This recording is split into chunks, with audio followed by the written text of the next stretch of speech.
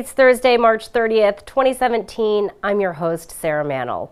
We have a great show in store for you today. First up, we're going to chat with Town Manager Mark Ells about the budget process, and then we're going to hear from Town Councilor Dr. Deborah Dagwan, all on this episode of Barnstable Today. But first, let's go ahead and get a look at today's top headlines. Vietnam veterans were recognized for their service at the Barnstable Senior Center yesterday. The event was held on Vietnam Veterans Recognition Day. The gathering commemorates when the last American troops left Vietnam. Cape Cod Vet Center Director Dr. Jocelyn Howard says the day is so important because so many veterans were not welcomed home. Vietnam Veterans Day commemorates the sacrifices of Vietnam veterans and their families and is part of a national effort to recognize the men and women who were denied a proper welcome home upon returning home more than 40 years ago. All military families endure the hardship of separation, uncertainty, and fear. But the families of our Vietnam veterans also witnessed their loved ones returning home to a nation in turmoil. They watched as a vast majority received no formal recognition for their service or welcome home ceremonies hosted by their communities. These service members who had chosen to honor our nation's call were encouraged to travel home, not in uniform, but in their civilian clothes. Many were profoundly impacted by their experiences, both overseas as well as by the poor treatment upon returning home. Like veterans returning from today's battlefields, those who served in Vietnam came home with both physical and unseen injuries of war. Sadly, many of the unseen injuries suffered by our Vietnam veterans went undiagnosed and weren't understood by our medical community or our citizens, as they are now. Veterans were left to meet these challenges without the outpouring of assistance that's available today. During the emotional event, veterans had the chance to talk about their experiences in Vietnam. Many speakers thanked the Cape Cod Vet Center for the work they do. If you or a loved one is in need of services, the Cape Cod Vet Center is located at 474 West Main Street in Hyannis. The Craigville Motel will soon be able to reopen. The motel was forced to close in 2015 for health code violations and for housing long-term tenants. The Board of Health voted Tuesday to allow the motel to reopen after a settlement was reached between the town and the motel owners. Attorney Charlie McLaughlin addressed the board during the meeting. I appreciate this board's involvement and Dr. Miller's prior involvement in the matter, as well as the very diligent staff work that has been extraordinary in this project. We're pleased that this property will get back into business. I know that the property owners have had a chance to reflect on the importance of compliance on all aspects, and we can only hope that that understanding is carried forth in their actions. The list is detailed, and there's lots of opportunity for missteps. So I just am confident after my discussions with Attorney Connors that we're all heading in the right direction, and this hopefully will close this out. As part of the agreement, the motel will become a Wyndham franchise location. The Board of Health votes to keep current lifeguard regulations in place in the town of Barnstable. The current regulations require hotels and motels with more than 75 units to hire a lifeguard. Hotels and motels with 75 units or less will be required to use a key card access system for the pool area and to make sure a staff member is CPR certified and available during pool hours. The JFK Memorial in Hyannis is getting an upgrade. Consultants working on the restoration project are looking for resident input. Consultants will present design elements to the public Tuesday, April 11th at 7 in the Town Hall hearing room. All are welcome to attend and to share their thoughts. Up next, we're going to chat with Town Manager Mark Ells. So Mark, we're of course still in the midst of budget season. Last time we spoke last week, we talked a little bit about the capital improvement plan. Now let's talk about the operating budget, because these are two separate things. Yes. Capital improvement is really looking at making improvements to infrastructure, those type of projects that are very costly. But the operating budget is more the day-to-day, salary, those types of expenses. So let's talk about the proposed FY18 operating budget if we can. Where are we in that process? Well, we're right at the end of the process as far as the preparation goes. We have reviewed, we have a process that's involved where we look at year-to-year budgets and needs and some wants, primarily needs.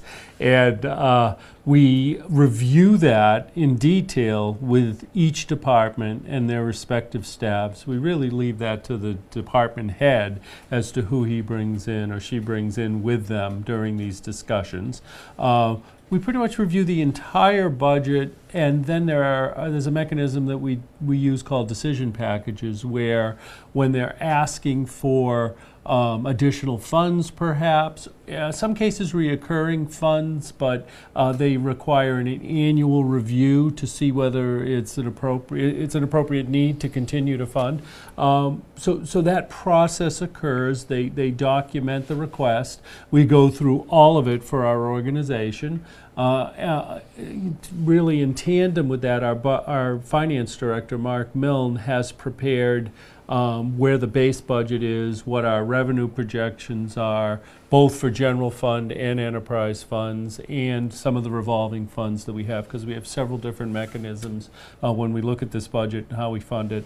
And then he comes through with some projections for where we are. We always start it with discussions with our school department. Well, certainly prior to that, it comes from our town council establishing their strategic plan, their priorities. Those become the building blocks for every budget. From there, we meet with our school department. We establish how the budgeting process will work moving forward, both capital and operating. They proceed separate from us through the school committee, bring it in. I proceed as town manager now with our department heads, prepare the budget, bring that in for town council consideration. So that's the point we are rapidly approaching here. By, maybe even the end of this month, we'll be at that point. And this is why they say the budget process is a year-round process, because it is such a detailed process and a very lengthy one to make sure you have all those boxes checked. It truly is, and it's really a 5-year thought that we plan, in pretty hard terms for 2 years, and request authorization for 1 year. That's really the way that we do budgeting on the operations side. So really, I'm looking at 18 and 19 at this point. And there were changes as town manager that I felt needed to be made. You'll see those reflected both in 18 and 19, some structurally to our organization, some related to these decision packages that are being requested by our various departments, with some common themes in there. We want to make sure that we are looking at needs. We are looking at, it does link back to capital programs and where our facilities are and where our investments are, where our programs and services are relative to our town council strategic plan and prioritization within our community. We want to make sure that we're funding those properly, both capital and operating. So some adjustments, in my opinion, needed to be made, and those will be reflected in our operating budget. You deal with changing regulations, you deal with changing demands for service from our public, from our residents, from our businesses, from our visitors. And we also want to integrate. We do a good job. We want to improve upon customer service. I mean, we're a service business. Municipal government is very much, primarily a service business. So we want to make sure that our customers are looking at us, in a way that they see this as a high quality service. So customer service is at the core of all we do. Are they confident that we're reliable in what we do, that we're responsive in what we do? Do we give them the assurances that we recognize what they're asking us, and they have confidence in us and trust in us that we are going to do those prioritized needs? We need to be able to do it even in our presentation of ourselves and our facilities. If you walk in and we're sloppy, and not that we are, but we look at our website, we look at your communications. If we're not taking the time to do it right, why would they think that we're going to deliver services in other areas in a way that they'll be satisfied with? So we need to look at ourselves, our facilities, and we need to present ourselves in a way that really thinks about our customer and thinks about that level of service that they're looking for. And so we're trying to build that in and make sure that our employees have the resources to be able to do that and do it well. And if they're, for the most part, I think we're right on target, but always, all of us can work on that and develop that and come up with new ways, better ways to do it. So I'm trying to build that into our organization, build upon it in our organization, because it already existed. Yeah, it sounds like a very service-oriented focus, very important there.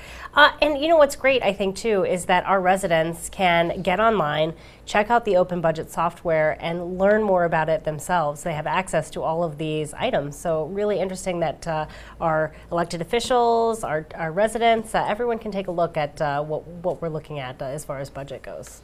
Absolutely, and they can also, it's funny, our residents will apologize many times for identifying something, everything from a pothole to a better way to serve them. And I say to them, that's why we're here. Why would you apologize? I can't imagine that each and every one of us in our respective roles isn't receptive to that, isn't responsive to it, and doesn't take it under advisement in a sense and build it into these various processes, one of them being the budget process. So hopefully, we bring that to the table and discuss it if it's a real change that needs to occur, an improvement we want to make, or because of changing situations, a modification. It doesn't even have to be that there was a deficiency. It's just, okay, now we're doing it this way for whatever reason, and therefore we need to modify because our customer, there may be a barrier. It was an interesting comment. I had a meeting with our rec department, and I was talking with them about programming and getting as many kids into our programs as possible.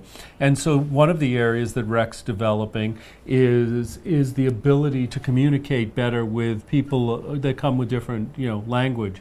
A lot of parents, a lot of children can communicate well, but many parents can't. So thinking that just the typical way that we reach out to our families to ask them to join programming, isn't always that easy. And many times there are barriers in communication. So Rec said, you know what, we're going to modify, and they're looking and in fact doing that in many cases. So that's kind of exciting. I hope we can reach out to every family in Barnstable and make sure if they're interested, they know where it is, and then make their decision if they want to participate. So important, and I think something I don't think I would have thought of had it comes from our staff and our resident and us communicating and then bringing that up through a process. So it's a very good and healthy process for us. Let's talk a little bit about the timeline for the operating budget. I know the capital improvement plan was read into the record last town council meeting, so they're going to be dealing with that over the next couple, maybe 2 council meetings it could take. So when will we see the operating budget hit town council? I believe it's May 4th. The appropriations will come forward. And then usually the month of June is when we begin operating budget hearings. There's, typically 3 Thursdays we can do it in. You don't want to wait till the last Thursday in case something doesn't, doesn't get approved. We certainly need to close this before the end of the fiscal year. If we modified our budget calendar, we could probably do this a little more quickly if issues allow us to, but that's what we'll follow this year because that's what we established in the budget calendar. And always nice too, residents can absolutely attend those council meetings. There will be time for them for public comments, so they can react to those as well. Yes, and we encourage participation either directly or you can go back and view all of these presentations online, and there's typically time to comment on it. And or reach out and ask me or any other staff member. I guess that was going to be my next question. If they aren't able to make it to a meeting, are you willing to take resident feedback? Oh, always. Great. That's why we're here. Great. Yeah, absolutely. Wonderful. Absolutely. Well, thank you, Mark. Thank you for stopping by, chatting with us about the budget, what we can expect to see in that budget. We really appreciate it. Thank you. Our guest today, Town Manager Mark Ells. Up next, we're going to check in with Town Councilor Dr. Deborah Dagwan. So Deb, thank you so much for joining us today. I want to talk a little bit about what's happening in Precinct 8. I know a lot of work is being done with the Cape Cod Commission in planning for growth incentive zone in Hyannis. And actually, you're going to be a part of that. They're going to actually go out and have some meetings in different precincts here in Barnstable, one of which is Precinct 8, and there will be a meeting about that in your precinct. Yes, I'm very excited about that, Sarah. The last study that was done, or growth incentive was done, was probably 10 years ago. So this is a new 10-year project that's coming about, and the Cape Cod Commission has been very involved in trying to get all of the community involved. And they've had several community meetings here at the town hall to bring the community in and from Barnstable and have everybody come in and know a little bit about it. However, he also wanted to hone in on each precinct. And he's asked that, when I say he, I'm talking about Paul Neswicki, who's the director, and he's asked me, and I'm sure other counselors, to do a special presentation for each precinct to make sure that every citizen, all of the citizens, have a chance to have some input on this this new project, this Hyannis project. And it involves the expansion or the growth of 132, Route 28, the downtown Hyannis, and all the communities that surround 132 and 28. Now, so, have you heard from any constituents about what they want to see and how they want to see growth happen in that area, or has it been kind of quiet? It's been kind of quiet. I think people are thinking it through, you know, they're just hearing about it. We have 4 I would say what we call plazas along that 132 corridor. The Cape Cod Mall is one, the Kmart Plaza is one, and all of those, the direction that they will go and the type of traffic that will, you know, travel along that, and what kinds of businesses that, you know, will will gravitate towards that, and what residents and the town as well wants to see there. We need jobs here. It's economic development is a big issue, but housing is a big issue too. And we have to find a way to balance that. And when we talk about balancing it, people talk about affordable housing. We're talking about housing that people can afford. It's that's kind of a tricky thing to find on Cape Cod and in Barnstable. It's very tricky, and the census show that we have lost about 13% of our population here. And most of it's young people. We're losing young families, and a lot of it has to do with economics, just not being able to find a job, not being able to afford there is housing here, but not being able to afford some of the housing that is here. On a workable income. Right. Tough to balance that for families. Yeah, having a job that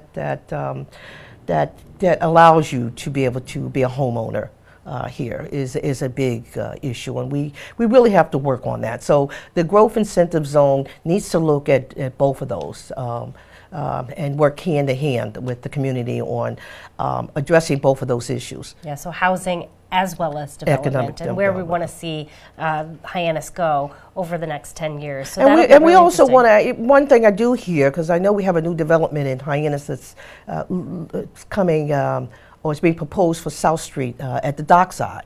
And people still want to keep the character, that historical, perspective that we have here.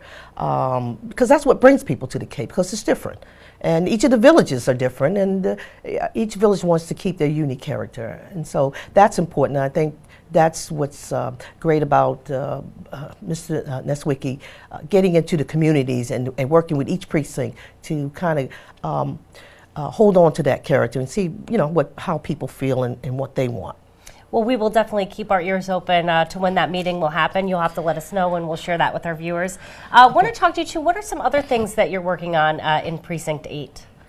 Well, I'm a member of the Homeless Committee, and the Homeless Committee has put a big effort in downtown Hyannis in trying to address the homeless individuals that have been hanging out on Main Street and camping out in various areas around town. And so they made an effort, and the major goal was to get people out of the woods. That's a health issue, it's a safety issue, and so we've been working with the Barnstable Police and some of the other social services organizations to coordinate services, to give people services, what they need. And some of those homeless have, there are various reasons why people are homeless. Some's economic, some is, there's some mental issues, some substance abuse. But it's a combination of things that are causing the homeless here. And so one of the things that we also, working with the other social services here, was the Noah Shelter, who house a lot of the homeless. And the way the Noah Shelter was set up in the past, people could come in during the day, they get fed, but they would have to leave the shelter and find some place to go throughout the entire day, take all their belongings with them. And now we have, it's transitioned into a new shelter called St. Joseph's.